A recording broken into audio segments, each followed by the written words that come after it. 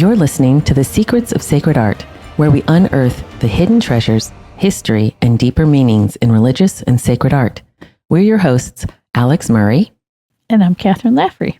Welcome to episode 22, Turning Darkness into Light. In this episode, we'll explore the life of St. Colmcille and his influence on sacred art, especially the Book of Kells. Please follow The Secrets of Sacred Art in Apple Podcasts, Spotify, or your favorite podcast app. For a fuller experience, you can join us on SQPN's YouTube channel, where you can see all the images we're discussing on the show. You can follow us on social media at facebook.com/StarQuestMedia, on X at SQPN, or on Instagram at StarQuest Network. Our exploration and discussion of St. Colmcille and the Book of Kells is going to be in 2 parts. Actually, it could probably be in 50 parts, but we're going to spare you all of those details. But instead, that's okay. Alix will tell me it all later. I know. Yeah, I'm always texting her, going, "Did you know this? Did you know this?" Yeah. So instead, this season is going to be a little bit different because we've got just all kinds of exciting things happening. So we're going to try to stick with a theme and take everyone on a really exciting adventure through the history and legends of Celtic, Gallic, and Northern European sacred art. There's so much that has been contributed to sacred art by these early monks of Ireland, Scotland, and England, and they really deserve our attention. And we hope that you will love them as much as we do. So. And inspired that great cartoon we talked about. Yes, exactly. Yeah. And if you want to kind of get a nice, gentle, like a slow roll into this season, I would say have a listen to or watch our episode on the Book of Kells. It was the last episode of last season. And also watch the Book of Kells, because we're Secret of Kells. That always gets me too, right? I know. Oh my gosh. Yeah. So the Secret of Kells, and we're going to, in this, really connect some of the really fundamental, not themes, but subjects in that film. We're going to show you what the inspiration was, and it's really fascinating. So it's kind of fun because that film started off with a little tidbit on St. Colmcille, and we're going to deep dive St. Colmcille. We are. And St. Colmcille has been close to my heart for a long time. I absolutely love him.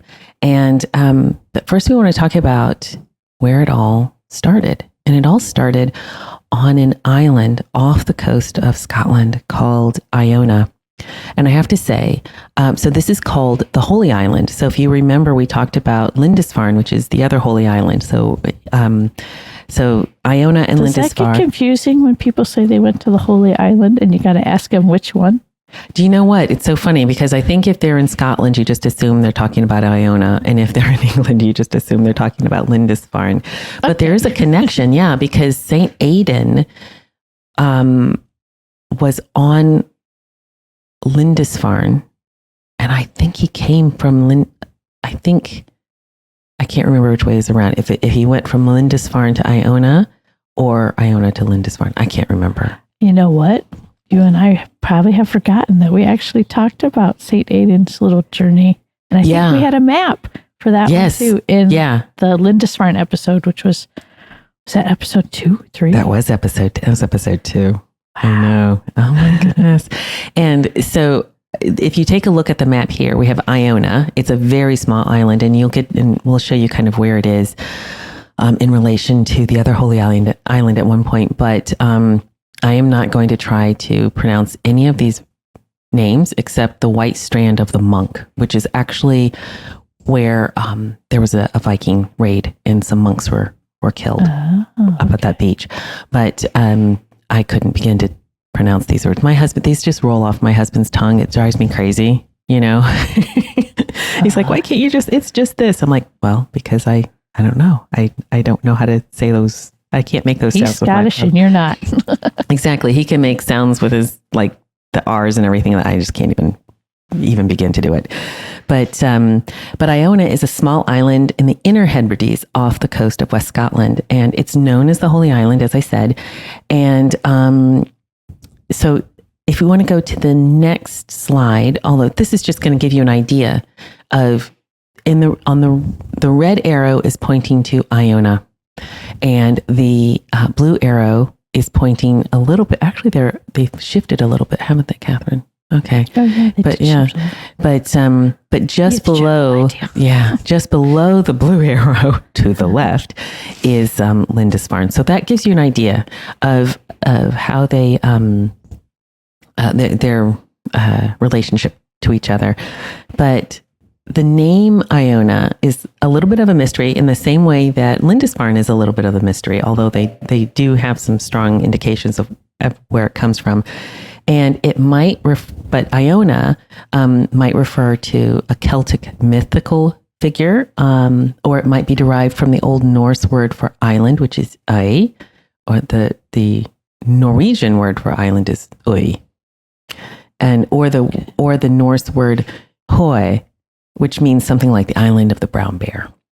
Oh, and yeah. And so the island is it's known as the birthplace for Celtic Christianity in Scotland. And St. Columba, which is the Latinized version of St. Columcille's name, he arrived on Iona in the year 563, and he established an abbey. And there's still an abbey there. People have inhabited the island since the Iron Age. So it's, been well known for a long time, and it's been occupied by Irish monks, Norwegian kings, and Scottish lords. It has a population of about 120 people, including an ecumenical community living in the restored abbey of St. Columcille. And I also have to note that you can't drive on this island, so it's kind of cool. Yeah, so like Mackinac Island. Oh yeah, but there are no horse-drawn carriages. It's too small. It just expects you to get up and walk. With people living there for as long as they have, I'm guessing the island is either very fort-like and protected, so it's not easy to get to, or it has a good port on one side and some resources. It has a good port now, or relatively good port, but it's not really far from the Isle of Mull. And the Isle of Mull is... a long time ago, there was a pilgrim's way from the mainland of Scotland all the way to Iona. And Mull still has like those old paths, but you can drive across Mull. It just takes like an hour or so. And so it was fairly easily accessible to people from the mainland, and not so much from on the other side, the Outer Hebrides. But all these islands, they've been occupied. It just blows my mind that people were living on these islands without central heating, for all these centuries. People are hardy up that way. And also I think this is something that we forget, but certainly in this country, and when people come over and they want to look at Iron Age or Bronze Age things, they think about, or Stone Age, they think about, the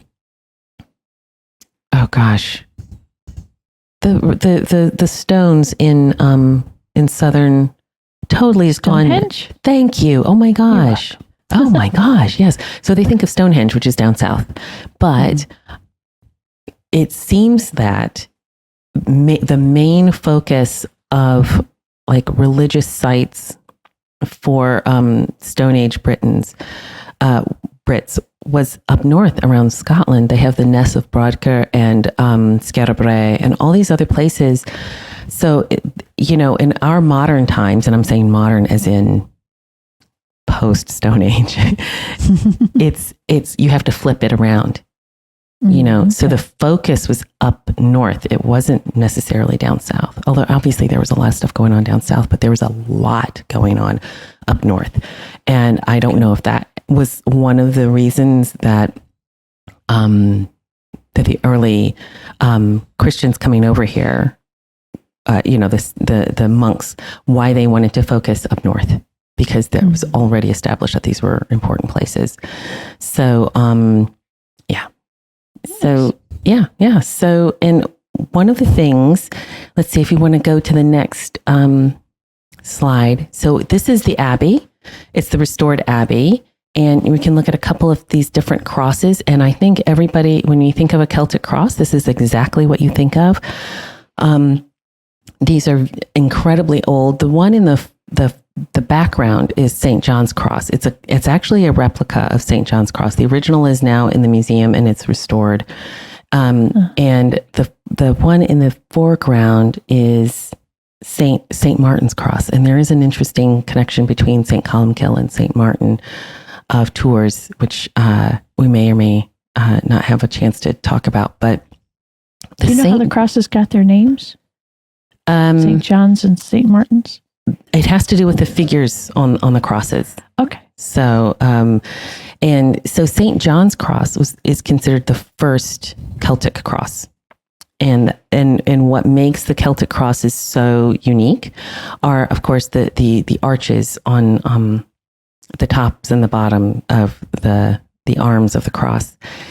And what's interesting about this, so to kind of take you back, this was always, Iona was a place of pilgrimage for Christians all over Europe for hundreds and hundreds of years.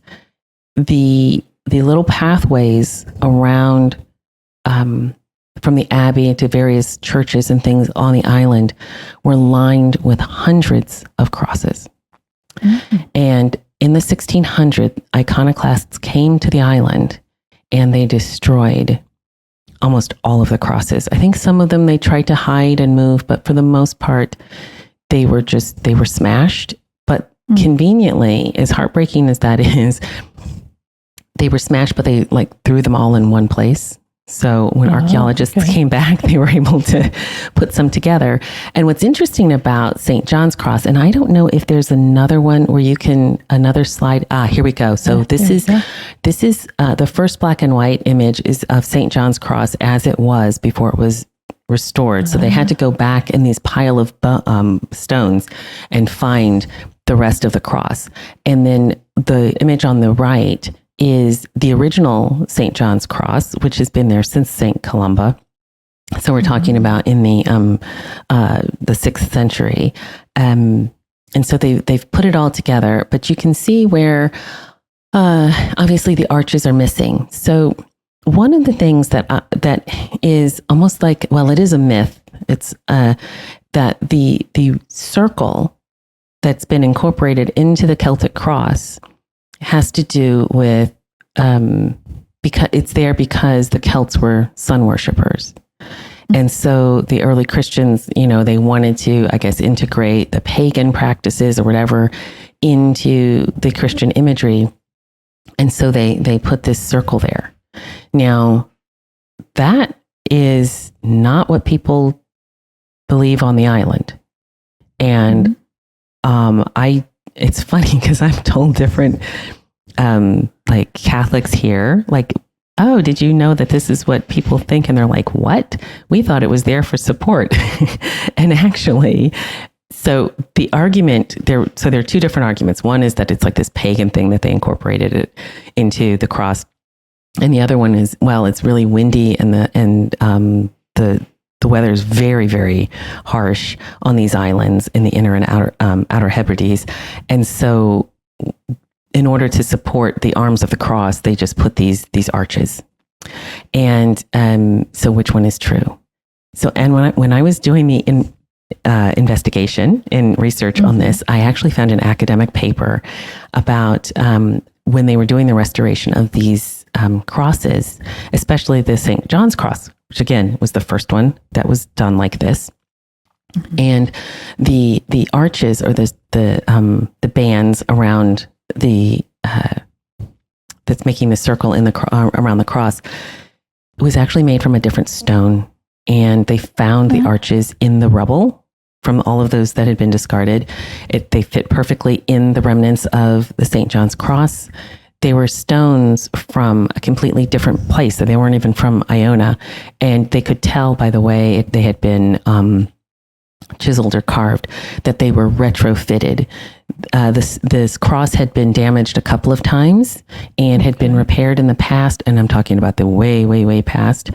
And so they were trying to figure out how to keep this stable And so they put these arches on the four corners of the cross.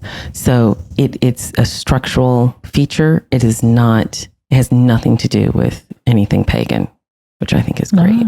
Yeah. Well, and architecturally, arches had been used for quite some time before.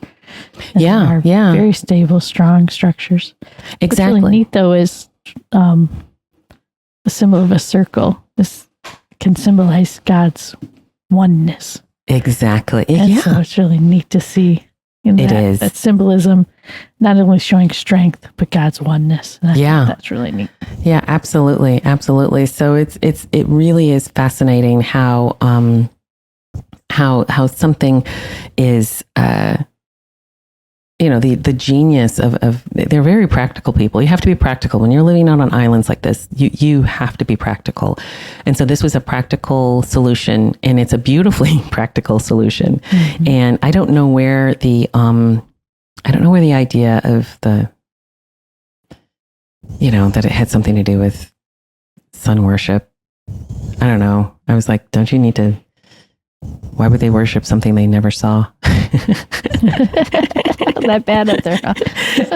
It can be sometimes. Yeah. We've been there a couple of times. On days when it's beautiful, it's glorious, and then it isn't. It's one of the. There's like no in between. So I think. Do we have another? So here we go. So this is St. Martin's Cross. And I think your question is really, really good. And I wish I could tell you what it is that we're looking at that people would understand that this is related to St. Martin.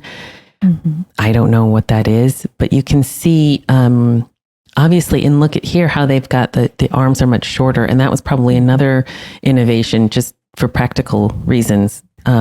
Because, if it fell or if, that's a lot of strain probably, on the center of the cross. So they've mm-hmm. done a lot to support it, but here they've made the vertical parts of the cross a little, noticeably. Sorry, the horizontal sides noticeably shorter. And mm-hmm. if you look on this little map, so I've got all these maps for you, Kathryn. I love maps. Yes. So this is just an indication of where they've found other crosses, remnants of crosses. And actually, they were just slotted into the ground. This one is mounted on some kind of pedestal, but typically they were slotted into the ground. Oh, wow. And yeah. It's really cool. Yeah. So I'd be curious to know, like, the length of the arms based on the relative winds in the area. Yeah, that's a good point. Yeah. The practicality is like, and is it facing into the wind more? Is it almost, windsock like or rain like, so that the predominant winds blow sideways across it instead of brunt onto it. Exactly. I don't think they would I think the abbey is where the wind hits the abbey first. And so this is kind of sheltered by the abbey. And I think this photograph is taken by someone who has the abbey behind them. Okay. So this is the back of St. Martin's Cross. I have a little cross that my husband bought me 30 years ago. And it is of St. John's Cross. And St. John's Cross has all kinds of animals all over it. It's really cool. So I'm thinking probably on the front of this, there's some other things to indicate why it's called St. Martin's Cross. It might even have an image of St. Martin on it. I don't know. I like how it's marked with the 5 wounds of Christ. Yeah, exactly. Beautiful. It's just kind of like the altar's marked with 5 wounds of Christ. Yes, and I was thinking also that the candle that they. Oh yeah. Yeah, that's exactly what they do. That would be gorgeous on a Paschal candle. It would be. It would be. Yeah. And kind of easy to make, but if you could, you might be able to figure something out. And I don't know I think these might have been painted originally. Okay. Yeah, because this is the other thing, the Celts loved color, and we're going to be talking about St. Columcille. He's known as the apostles to the Picts. And, the word picture comes from this tribe, Pict. And Yeah, and they definitely liked all kinds of tattoos and stuff. So this is St. John's Cross, and it seems like, again, maybe this might have been taken from the back, because I know on the other side there are definitely animals and things like that. Yeah, so this is a replica that they did in, I think, the 1970s, and it was in the process of reconstructing this cross that they discovered the arches and what the use was for. So it's been it's not like they didn't make this discovery yesterday. They made this discovery a long time ago. So I'm not quite sure why that kind of little myth persists.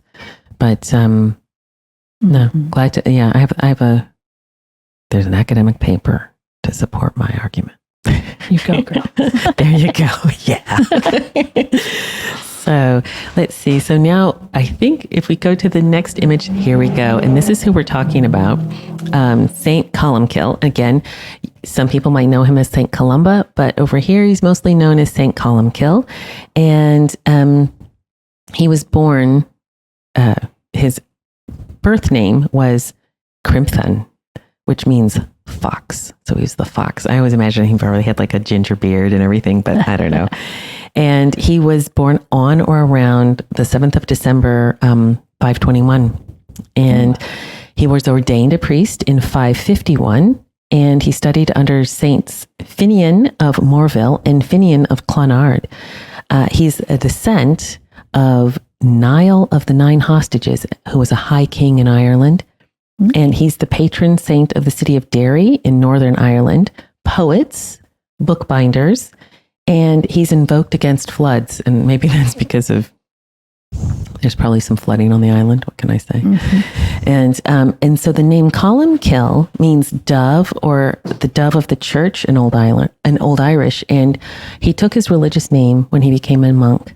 And he's known for his great prophecies and miracles. And there's a book that I've been reading through called The Life and Prophecies of St. Columba by St.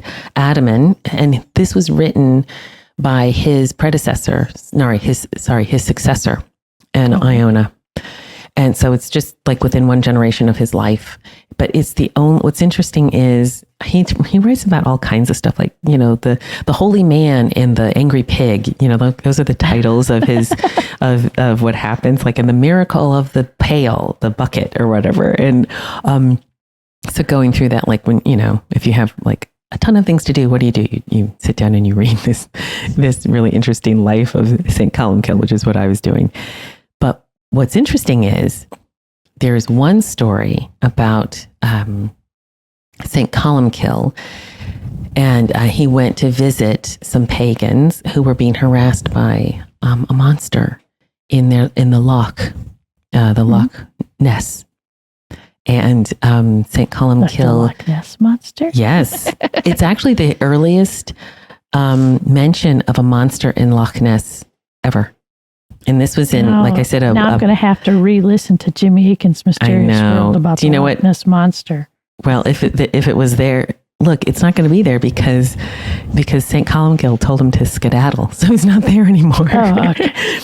But so this man had been killed by the monster, and the way it's described, it almost sounds like a crocodile. The way it's described in St. Adaman's book, but there was someone called Lugna Macumen, and who St. Columcille was like, swim out in the middle of the water and like kind of get this monster's attention. And so he did, and the monster rose up and he was going to get Lugna, and they were everyone was like, oh my gosh, what's going to happen? And the holy man, put his hand up and said, "Be gone, beast," and he ran away, and everybody converted because of the great power that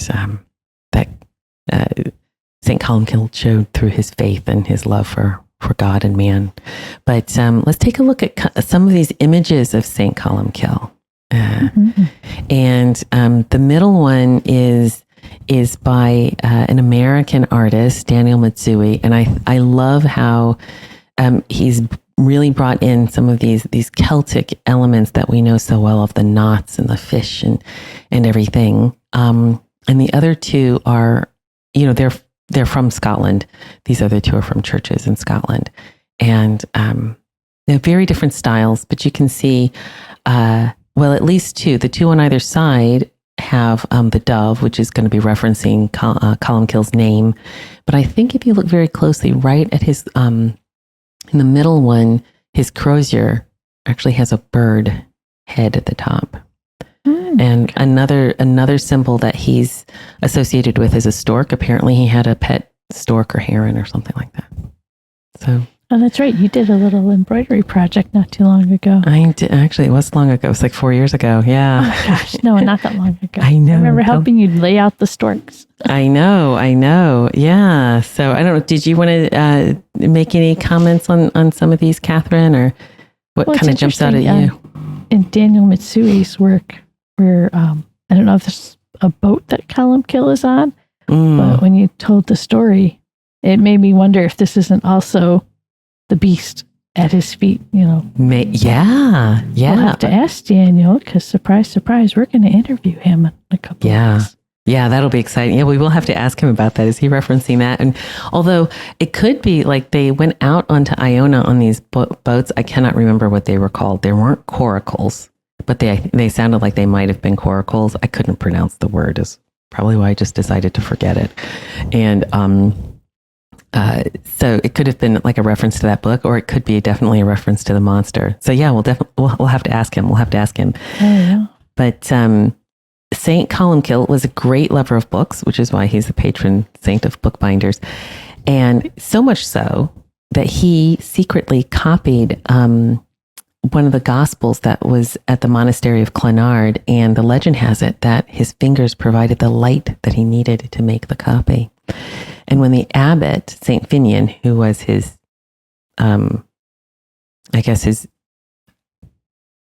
his teacher, I guess at that time, when he discovered what had been done, he demanded that the copy be handed over to him, and Columcille refused. And the dispute was taken to King Dermot of Ireland, and the king determined that the copy belonged to St. Finian. And he said, quote, to every cow her calf, to every book its copy. And it's considered the first copyright case in history. And Columcille still refused to return the books. Obviously, this was before he became saintly, before he became known as the holy man, because he wasn't very obedient either to his abbot or to the king. First breaking of a copyright. Copyright infringement. Yeah. And he decided to go to war with the king. And for this, he was exiled from Ireland. So he and 12 companions left for the tiny island of Iona. And he established the monasteries there. And among many, he established many monasteries, around 33 religious communities in Ireland and Scotland. But they were all known for their intellectual and spiritual rigor. And they created some of the most beautiful sacred art the world has ever known. And one of the places where he did establish a community was on Kells, and that's on the mainland of Ireland. And I don't know if this is the next image you've got. Yes. So this is the tower at Kells. And this was built around 1000 AD. Yeah, it's so cool. So it's about 85 feet high, and originally the doorway was 12 feet above ground level, or 3.6 meters above ground level, and it could only be reached by wooden steps or ladder. So this is why, we want people to go back and watch The Secret of Kells and listen to that podcast, because this was in 1000 AD. Isn't that cool? And this is why they had that big tower in the movie with the little wooden stairs. Yes, this is it. Makes so much more sense now. Exactly. And most towers have like 4 windows at the top level, and for each cardinal direction, northeast, north, south, east, and west. And but this one has 5, and I think it's because you could watch all of the roads leading into Kells. So I think it was, so it might have really been a place of refuge. Who knows? But that's what's featured in the.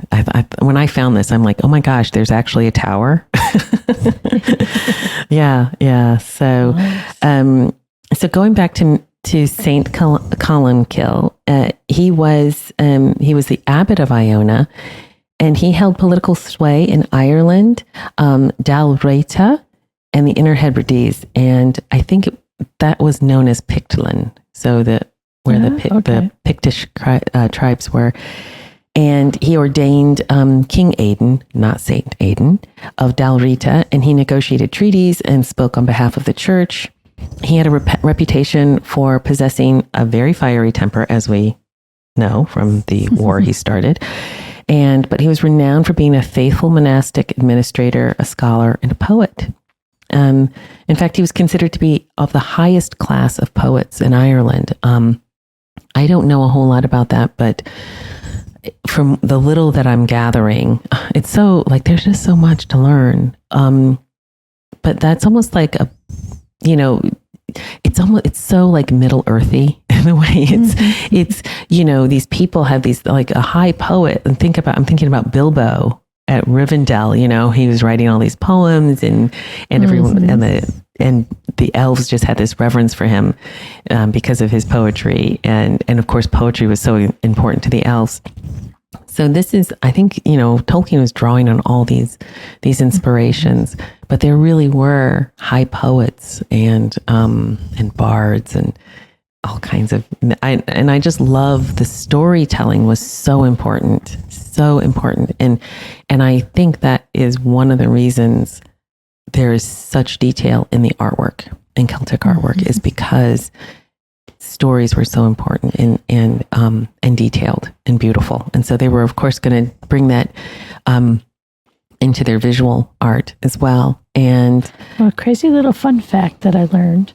I was watching the Olympics, and they were talking about then and now, 1924 and 2024 Olympics. Okay, both in Paris. Yeah. In the 1924 Olympics, there were medals awarded for poetry. Oh, wow. And architecture and art. Get out of here. Yeah, and Tolkien, I think, had done some poetry later on that was supposed to be Olympic use. So that's, they maybe should bring something like that back. Maybe that would help them. Be fascinating. Yeah. It would be. Yeah. No, that's so cool. That's so cool. Well, so his St. Columcille's biography was written within one generation of his death. And he's actually, as I mentioned before, but he's also mentioned by the Venerable Bede, who was Saint Bede, who we visited him when we went to Durham Cathedral. That's right. Yeah. Actually, we couldn't get, again, I'm so bitter and twisted. We couldn't get in to see Bede. We saw St. Cuthbert, thank goodness. Yes. But remember, St. Bede was in another part, and the BBC was there doing whatever. And so it was closed for something. I know. So let's see if we can go on to the next slide here. All right. I feel like I'm racing through these slides. Oh, you're doing good. Okay. Yeah. So these are a couple of examples. I'll tell you, I'll just finish up about, I'll read a beautiful quote about St. Columcille in his last days, but these are some croziers that were discovered. Some were discovered in Viking hordes. So, so they weren't quite where they were supposed to be. And then others were buried with the abbots themselves. So these are called insular croziers, and a staff at the last one. But just take a look at this really fascinating detail. And I love this first one. It looks almost like a dragon. Although one of the things I love about Celtic art is the more you look at it, the more you see. So initially looking at the first one, you can see the eye of what looks like a dragon, and there's a man that looks like he's going to be devoured, possibly. Oh, now I see his face. I had to tilt my head to see that. Yeah. But then on the other end, you can see what could possibly be a wolf or a dog's face. And so this was a crozier for a bishop. And I'm just thinking, so that he's the shepherd, and he beats away he protects his sheep. And I'm just wondering if this is like a reference to, this crozier that you would use as a weapon to beat away evil. And you've just got this, these images online or on the top of it. And then the second one is the image of this is a horse's head, which I think is so incredible. Again, you can see the maybe Peter Jackson's influence, especially with the Rohirrim. Yes. With all of it. I mean, you can totally see that. And just the beautiful knotwork. And we're going to talk about, I guess I'll mention it here because I just think it's so cool. So there's an indication that all this knotwork, which is everywhere, for the Celts, this was a way of protection, either protecting the person carrying it or the community, the religious community. So when you see this kind of knotwork, it's more than just decorative. It's seen as a way of protecting or even binding. Medieval swords would actually, from this part of the world, would have knots and braids embossed on them, and it was a way of you're fighting your enemy on two different levels, and that's what the Celts believed, the Celtic Christians believed, and I think again we'll talk a little bit more about this in the second part when we talk about part 2 of Book of Kells and all of the intricate knotwork and that, but how it relates to some of the prayers that we know from this time as well. It's very consistent. But the last image here in this group of 3 is the bottom of St. Columcille's staff. So this was used by St. Columcille. Oh, okay. Yeah. And I don't know if the wood looks pretty old too, doesn't it? Mm-hmm. Yeah. So obviously some part of it is broken off, but look at that. Look at the detail. And I think the first one looks like it's probably glass or cloisonné, and then the other 2 are metalwork. Yeah. And you can even see, and you can even see them going back to the middle one. You can see just at the bottom, just the rumps of 2 horses. Mm-hmm. Yeah. Wow. Beautiful. I know. It's just, you can just get lost in it. I just love this. So if we go into, just to wrap up St. Columcille's life, although he had an incredible life, and we can chat more about that. He died on the 6th of June in 597 at the age of 76. So I'm impressed, considering my life then. Yeah. And his biographer wrote that that night, a bright light like a comet appeared in the sky. He, St. Columcille, checked that sufficient stores for the remainder of the year were laid in store in the barn, blessed it, and on his return to the monastery, the community's horse came up to him, placed his head in the saint's lap, and wept at his imminent departure. His last work was the copying of the Psalter, which ceased with the words of Psalm 33, Incruentes autem Dominum non deficient omni bono, which translates to, the rich have wanted and have suffered hunger, but they that seek the Lord shall not be deprived of any goods. He collapsed and died in the church where he was attending midnight office. Wow. I know. I just love that. Yeah. I know. And do you know what I love about reading about these saints is they're so close to the other world. Someone had said early on, I wish I cannot remember his name. He was a Church of England pastor, and he reestablished the community on Iona in the 19th century, and was very fundamental instrumental in restoring the abbey. And he said on Iona that veil is very thin. So, we're talking about the veil between this world and the next. He said it's very thin on Iona. And it is a really magical place. And maybe that's not the right word, but it's you feel like you're in a different place when you're on Iona. And I love the way Irish saints are depicted, there's some of my favorite. The things that they did, this idea like somebody goes, oh, well, the light from his fingers helped is how he copied it at night. Because of course, as I'm reading about this, I'm like, well, how would he copy it and nobody would see that he was in there at night? Because they never would use candle. They did all of this copying by daylight because they didn't want to risk fire. But of course, if the light is shining from your fingers, it's not a big deal. Yeah, and just I can do that. and just the idea of the the community, the horse knew that his master was leaving him, and I just love that kind of whimsical is not the same. This otherworldliness, like there's more to this world than just what we see on the surface, and they definitely saw that. They understood that there was more than just the material world.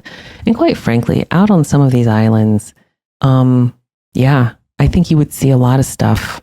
And, to live to be 76 on the Inner Hebrides in the 6th century, I think you had some help. Well, the light in our world has got to be our patrons. And I'd like to thank our patrons. Yes. So we'd like to take a moment to thank our patrons who make it all possible for us to create Secrets of Sacred Art, including Thomas D., John B., Vince S., Melanie S., and Ted K. Their generous donations at sqpn.com/give make it possible for us to continue the Secrets of Sacred Art and all the shows at StarQuest. You can join them by visiting sqpn.com/give. Yes, thank you. Thank you. And okay, so let's go to the next slide. Let's see what you have for the next slide. I forgot what they look like. Oh, so this is interesting. So this was something that was excavated in the 1950s. So the, I guess tradition had it that St. Columcille would study, pray, and write the manuscripts. And it's believed that he started the Book of Kells.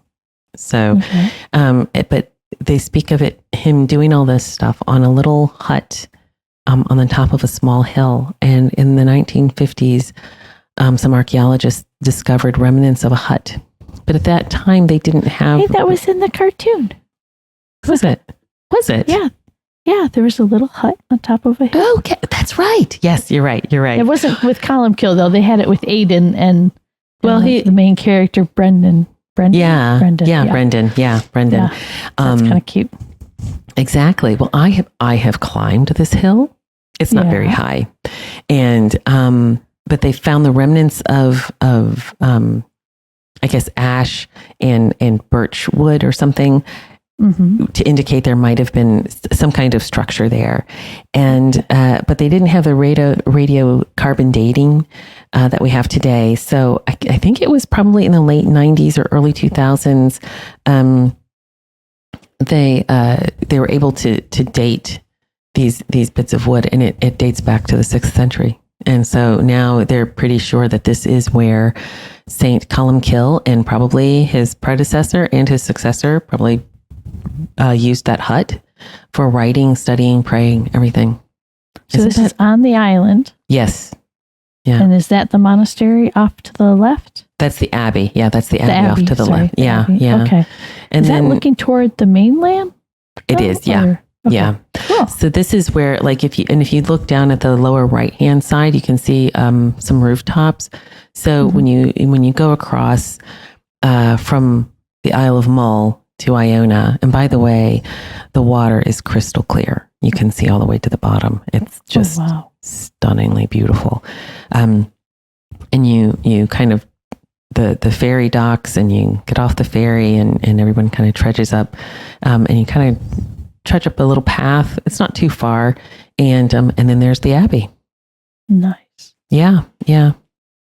And there's a little hotel and stuff like that on the island. It's nice.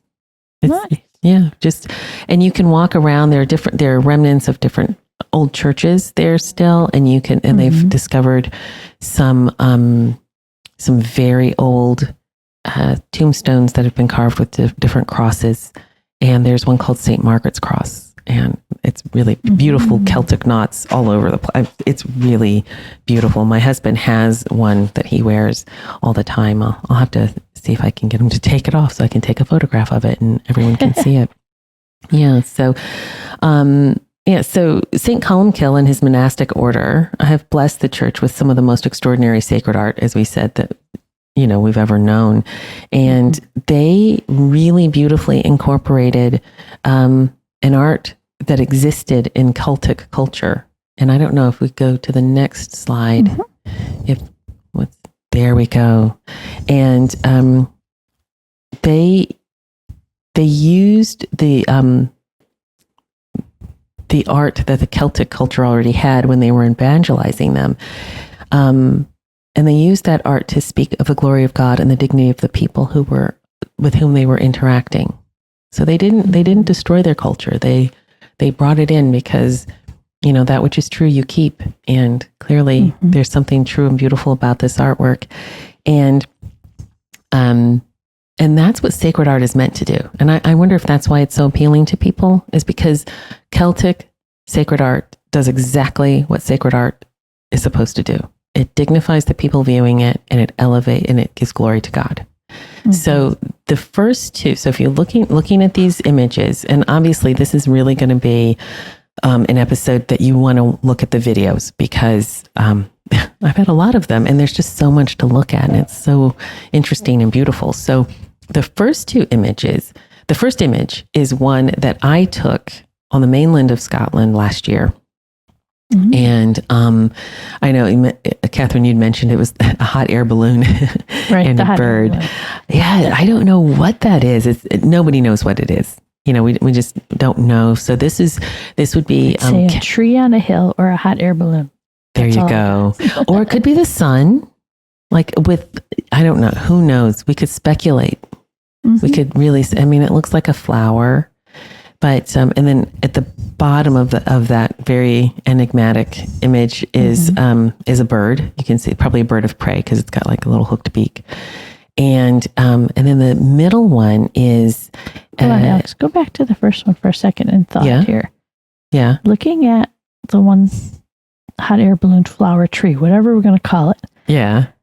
So we talked about the 5 windows on the tower. The outer ring of petals, I'm going to call this a flower, almost a rose. Yeah. Has those 5 petals in the outer ring. Yeah. Then it has the 4 petals on an inner ring. Yeah. And then that central circle. And you think about Tudor roses. Oh, absolutely. Isn't that fascinating? You have that element of the 5, the 4, and the 1. And that's, that's beautiful. It's neat to think that how easily it would be for the Celtic people to understand that what they've been yearning for, because we're all yearning for God, was there. And just fully revealed to them in the gospel. Yeah, exactly. No, it does. It's funny you say that, because I did think about a rose window looking at this, although this is obviously thousands of years before that. But also, I also thought at the bottom of it, where it would be like the base, I wonder if it's like a bird's eye view of a hill. Interesting. Like God's eye view of a hill. So you've got this side view, like how a human being would see it. And then you've got looking down. We could speculate until we turn blue in the face, but it's still fascinating. And you can see the elements that were used by the monks, and why they would want to use this, why they would want to start incorporating this artwork. And if we look at the middle one, this really looks like something that, people would recognize as Celtic art. The animals with the knotwork all around them. And then you've got what looks like maybe 2 dragon heads or fish. wolves or fish. Yeah. Yeah. I'm still trying to figure out the dog riding a bike. I know. I was looking at that too. But it could have been like a, who knows?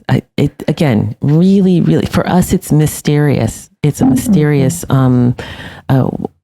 what does it all mean? But I think we have a better chance of figuring out what it meant in this pre-Christian Celtic culture, because we know how the Celtic monks incorporated it into Christian art and Christian culture. And if you kind of reverse engineer it, because of course these things were being made for the Celtic people to understand. So, they weren't creating a new language. They were using things that they would know and understand. And the last image is of a very early, what is this? This is called, I want to say this is called a Hibernian cross or Hibernian cross. My husband told me which way to say it, and I can't remember. And so Hibernia is Irish in Latin, and you can see, and this cross looks very much like the one that we talked about on Lindisfarne. Remember? But it's bringing in even more, so you can see these animals, these Celtic creatures all entangled in the knotwork and everything. It's just, it's absolutely so beautifully done. Such a beautiful way of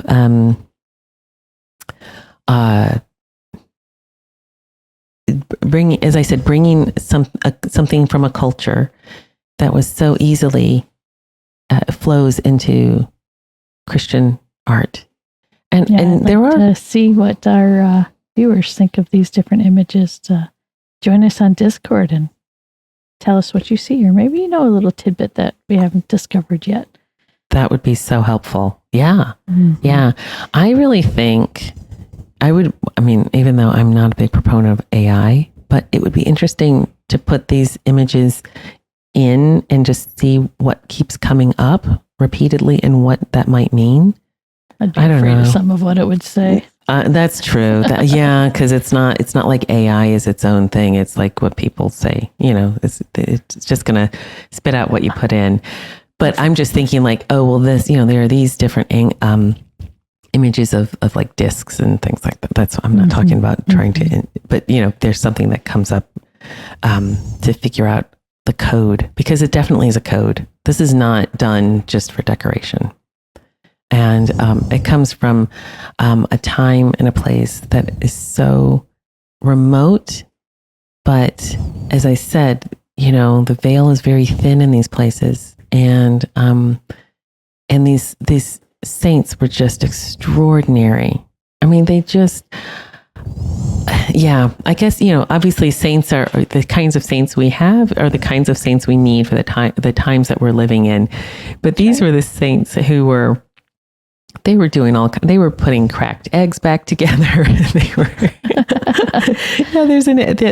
there's one, I wish I could remember his name, but one of the saints, like this poor woman was taking her eggs to market and they broke and she was devastated, and he went and prayed over them and they all went back together. Do it's that kind of stuff? Yeah. Like they are, God provides for us what we need when we need it. And So are those all of the slides? Did I get through? There's one slide for later.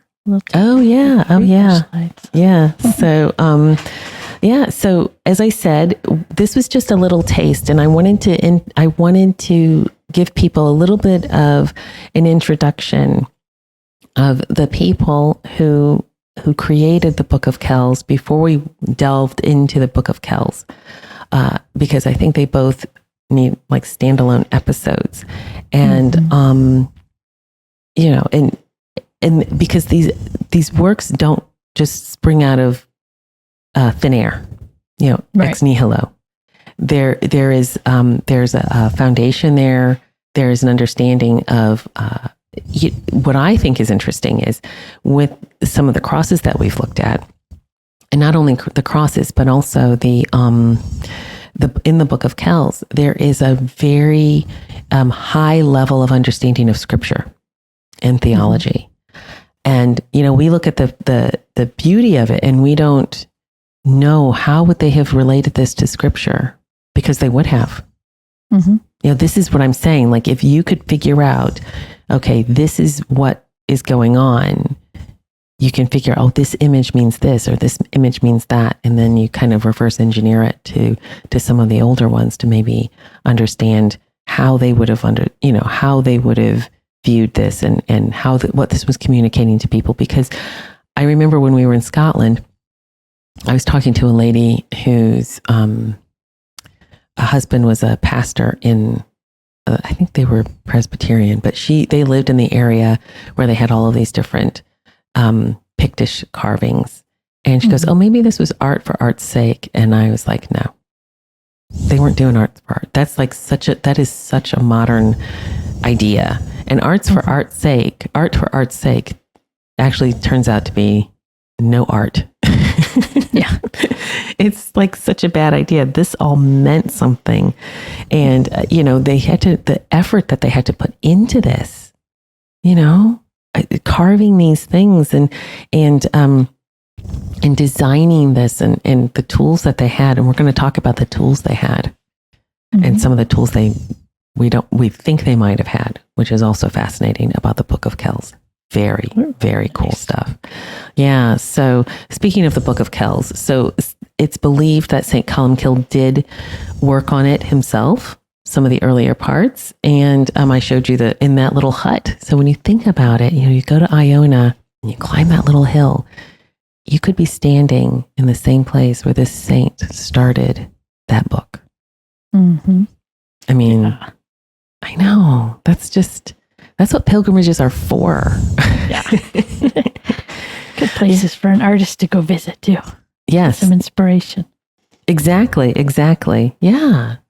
So any other thoughts or this was kind of, I feel like we rushed through this one, but. Oh no, I think we got a lot of good stuff, Yeah. Good teaser for when we go deep dive into the book itself and look at all those fabulous images. Yeah. And I should also say it's going to be this is the introduction, but it's not just the introduction for the Book of Kells. This season, we're going to try something a little bit different, like I said, and concentrating on a particular style. It doesn't mean we're always going to be delving into the past. We're going to be bringing a lot of things, what's happening today in terms of Celtic art, what has been discovered, what's being developed. And, so this is going to be kind of like you're going to be getting a little more each time. So I don't have to repeat myself in the next episode and the other episode. So we'll just go along. And that's how we can delve even deeper into this really incredible style of sacred art. So, so with that, shall I say thank you? Sure. So thank you for listening to the Secrets of Sacred Art on StarQuest. To find previous episodes of the Secrets of Sacred Art and to send feedback, please visit sqpn.com/sacredart. You can send us comments by email at sacredart@sqpn.com or by leaving us a comment on YouTube. Join us in conversation by visiting the Secrets of Sacred Art channel on the StarQuest Discord community at sqpn.com/discord. So in our next episode, we're going to be taking a real deep dive into the first of the Insular Gospels. I should say that the Book of Kells is one of the Insular Gospels, and you'll find out why it has that name in the next episode. And we're going to be discussing this incredible book. So beautiful. So until then, I'm Alix Murray. And I'm Kathryn Laffrey, hoping you find something beautiful. Bye-bye.